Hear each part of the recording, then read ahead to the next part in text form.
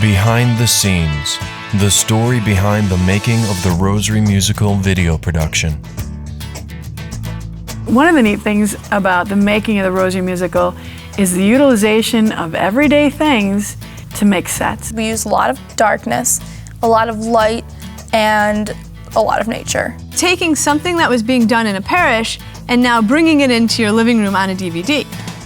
After 4 years of producing 4 complete rosaries, 20 music videos, and countless bonus features, There's so much theology put into it. There are different options. the production team has a few stories to share about the project It is a big project. Il progetto. that has seriously impacted And when the camera was on, it was serious. I mean, their love for the Rosary So many saints cannot be wronged. and their friendship with each other. just the greatest group of people. It's a lot of fun. It was fun. It was a great experience. I would definitely do the filming again. The Rosary musical began as a labor of love to bring the mysteries of the Rosary to life and share the power of this prayer with families. After an extensive tour, bringing the live production to different communities, Tracy decided it was time to reach out to a wider audience. I realized in 2005, when we finished the audio version of all our Rosary musicals, that the Rosary musical was not just audio, but it was visual as well. And I knew at that point that even though we had these beautiful audio versions of our Rosary musical done, that we will never be done until we have a video version as well, because it's an audio and visual presentation. It was then I knew we needed a video. And then I found out that Rebecca was free, and I invited her to come to Buffalo, and we began filming. So it was March, and Tracy called me to ask if I would work on the Rosary musical project, and at that time I was preparing to study in Rome in the fall. And there was just this unique opportunity that I had open, and I came out, and it was what I was supposed to do. Right away we started taping. We were at St. Francis Church, and we were taping the Sorrowful Mysteries. After those first 10 days at Quiet Waters Farm, I knew that I had to see the Rosary musical project through to the end. So I went to Grand Rapids to pack up and come to Buffalo, and the day that I arrived was the day that Pope John Paul II died. Besides their love for the Rosary, both Tracy and Rebecca share a deep love for Pope John Paul II. With the news of his death, both turned to him spontaneously as an intercessor for the project.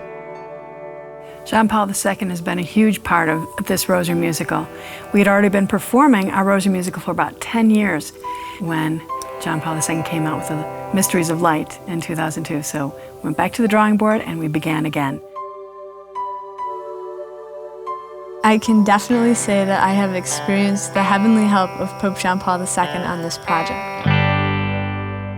While Rebecca began work on the project, she was not alone. Tracy's daughter Julia began to take an interest in video production. I used to go out and visit her in the studio, and watching her edit, I was drawn in. Old school special effects right here. And I really wanted to start working with the cameras right away.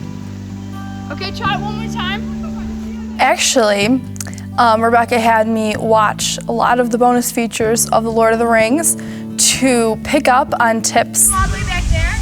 I learned television production in a community setting at Familyland Network, and that was a really positive experience for me. And that was an experience that I want to share with others. And so we worked as a team, and working as a team, we had a lot of fun. The production team for the Rosary musical was about to gain another member from an unlikely place. In the summer of 2005, we finished our first cuts of Sorrow and Glory, and then Rebecca left to begin her studies in Rome. And I went to Rome to study with Sarah Beck, and we started studying philosophy together. We knew we were supposed to be in Rome together, studying together, learning the church on this quest, and being pilgrims.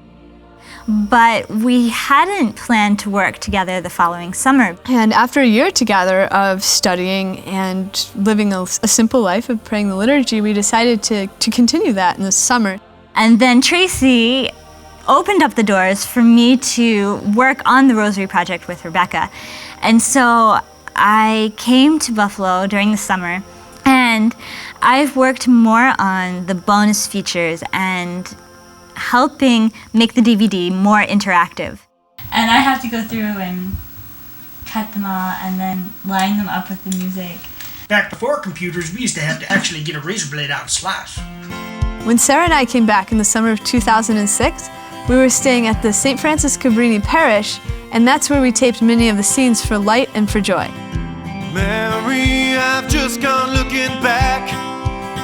After the summer of 2006, St. Francis Cabrini was one of the small parishes merged into a larger parish during the restructuring of the Diocese of Buffalo.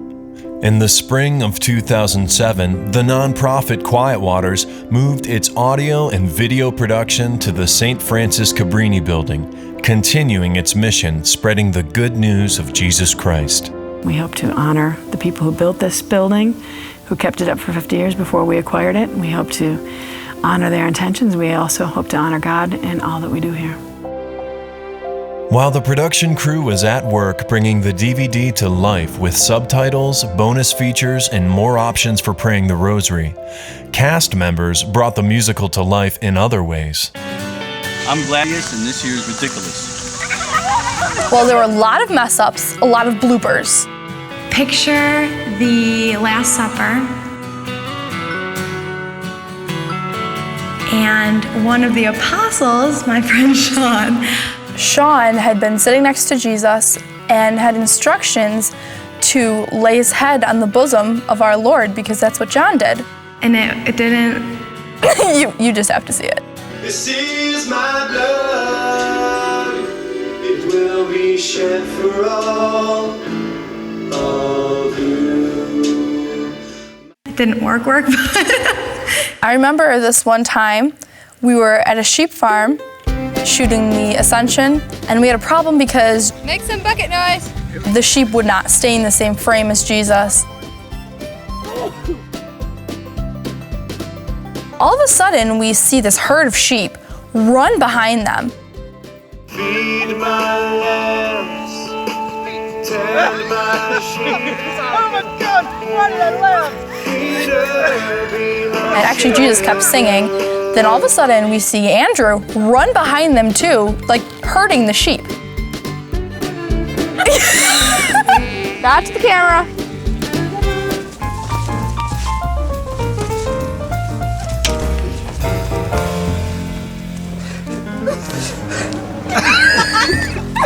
Can't do it. It's got to be a different dance.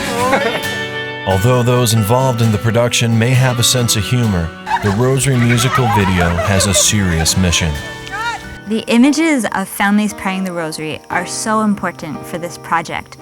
We really wanted to show families praying the Rosary because prayer in the family is essential.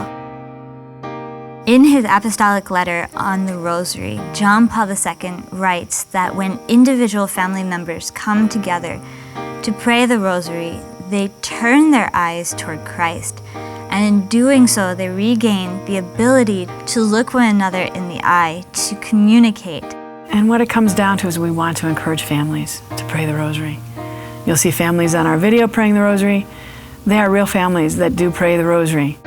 Praying with videos may be a new idea for some people, but for the director of the Rosary Video Project, it is as natural as looking at stained glass windows. Stained glass windows have been traditionally used to depict the mysteries of the gospel in light, and that's what we're trying to do with this project, is depict the mysteries of the gospel with the light of the television screen. Almost all of the stained glass windows that you see featured in the Rosary musical are in the Munich style.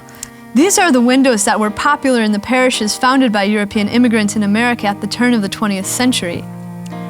The FX Settler and Mayer companies were interpreting the mysteries of the Rosary for their cultural context. And that's what we're trying to do here, is take the mysteries of the Rosary and put them in a musical format, interpreting them for the cultural context of America. Although musicals are an American tradition, the Rosary musical has found an audience with friends from around the world. From a choir loft in Western New York, Sarah and Rebecca continue to work on the possibilities. Welcome to the studio. We're going to show you what's going on up here. And why don't you come on up? This used to be a choir loft, but now we have the technology over here, little technology corner. We have all of our tapes all filed here. We're up to number 285.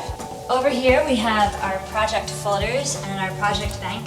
We have our desks over here. This is one of the desks where I work. And over here is Rebecca's desk. And she's gonna tell us what she's doing. What are you doing?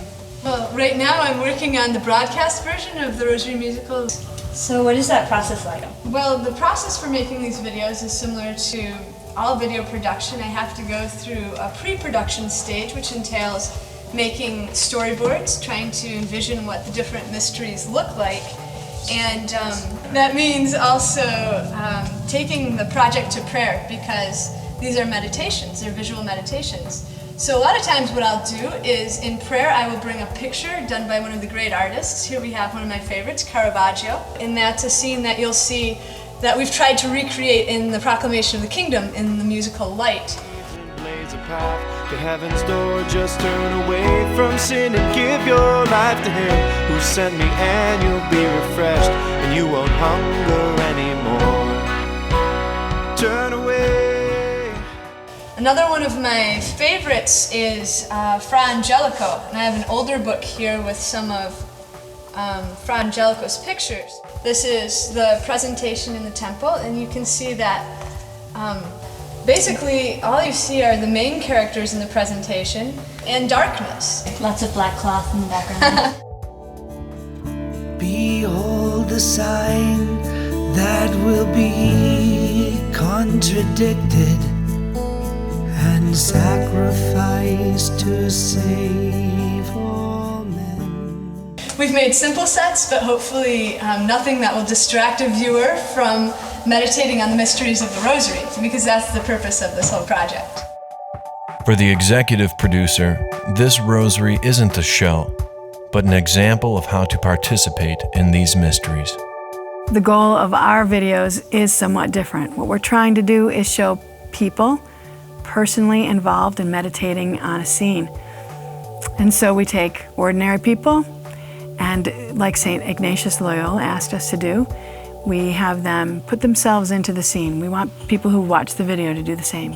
Picture yourself in the scene.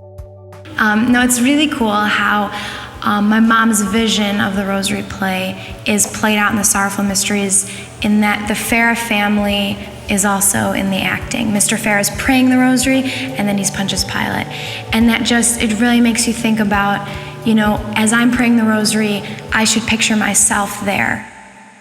Pope John Paul II called the Rosary a path of proclamation and increasing knowledge, saying that when the Rosary combines all the elements needed for effective meditation, it presents a catechetical opportunity that should not be overlooked. Our hope is that you'll be able to pray the Rosary in a new way, so that when you sit down with your family, there are different options.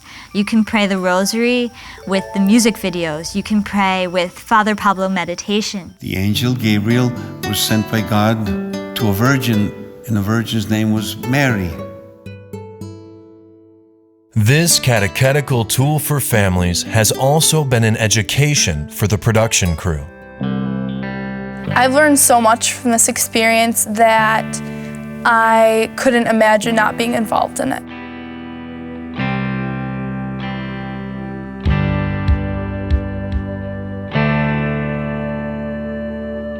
With grateful hearts, the Quiet Waters production team thanks God and all those who have made this project possible. Oh, there are so many people to thank. First of all, I just want to thank you, the people who are watching this. We've been praying for you, and I really hope you find this something that's inspiring.